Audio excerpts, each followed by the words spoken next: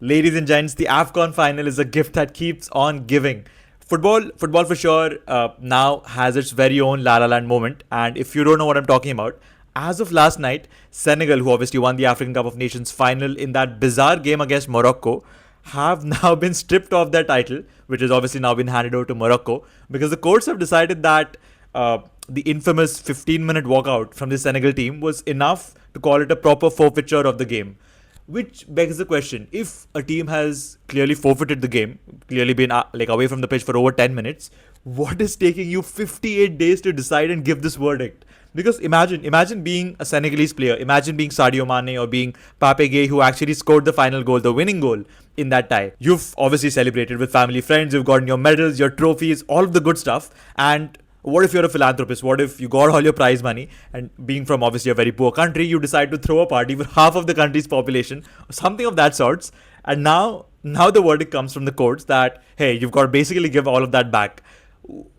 How are you supposed to feel? How do you react to that? Now, obviously, Senegal has appealed this decision in some level of courts, and Senegalese players have actually shared pictures of themselves and their trophy on Instagram, asking for the opposition to actually come and take it. Which, now that I think about it, also reminds me of the whole Asia Cup fiasco that India had to go through with Pakistan. But in any case, 58 days, nearly 2 months to decide something that ideally should have been done in those 10 minutes when the players had walked off the pitch is bizarre. Like, this has to go down as one of the top 10 most mismanaged events in the world of football. Now, let's quickly recollect what happened on the day of the final, because this was one extremely eventful final. Sarr honestly thought he had scored for Senegal, which he had, until VAR overruled it for what was honestly quite a soft foul on Hakimi in the build-up. But so be it. The referees decided that's not a goal. And before the outraged Senegal players got a moment to settle, got a moment to take a breath and get their head back in the game, Brahim Diaz won a penalty again, extremely late into stoppage time, on the other end of the pitch, which was not met well, to say the least, by the Senegal players. They decided the entire thing was rigged. The referees were corrupt, and they actually walked off the pitch, supported by their manager, no less. It took a good 10-12 minutes for the likes of Sadio Mane, who again has been a very noble player for them. He's obviously had a very illustrious career with multiple teams in the past. He was the one who shepherded them back, convinced them to play, and then what happened after that is history. Brahim Diaz actually decided to panenka the Senegalese goalkeeper as if the controversy thus far was not enough. And Edouard Mendy, who's actually been known to save that kind of penalties, did just that, which made Brahim Diaz hope that it's either a very bad dream or the pitch somehow gobbles him up, something of that sort. To make matters worse for Brahim Diaz and Morocco, once play resumed for the 30 minutes of added time, Pape Gueye actually scored in the 94th minute, and that was the only goal of the final.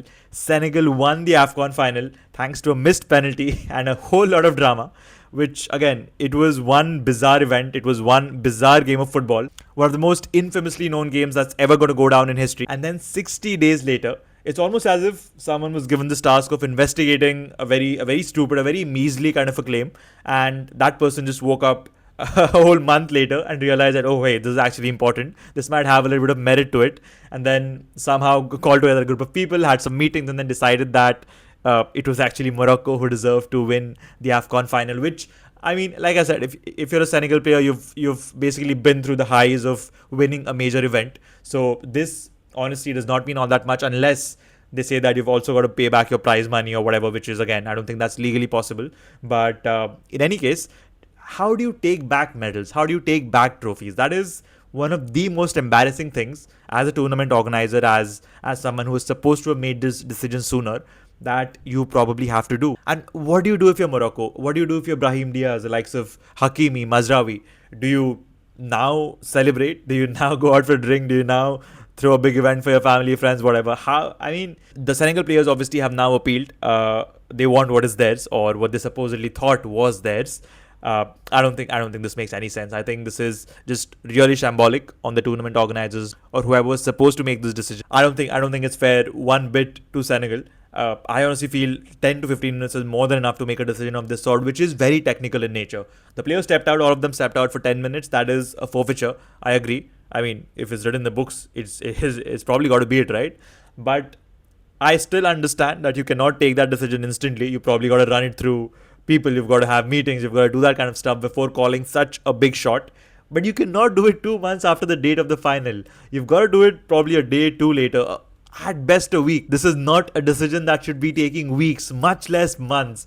The timeline is horrendous. It is one of the most embarrassing things to probably happen if they actually go through with this and take back medals, etc. And I feel like the way Senegal players have already started taking to social media, they're not going to they're not going to let this go away quietly. They're going to make a whole deal out of it, which is their right, which they should. Because if you're stripping away something so big, because mind you, the African Cup of Nations is actually a huge tournament.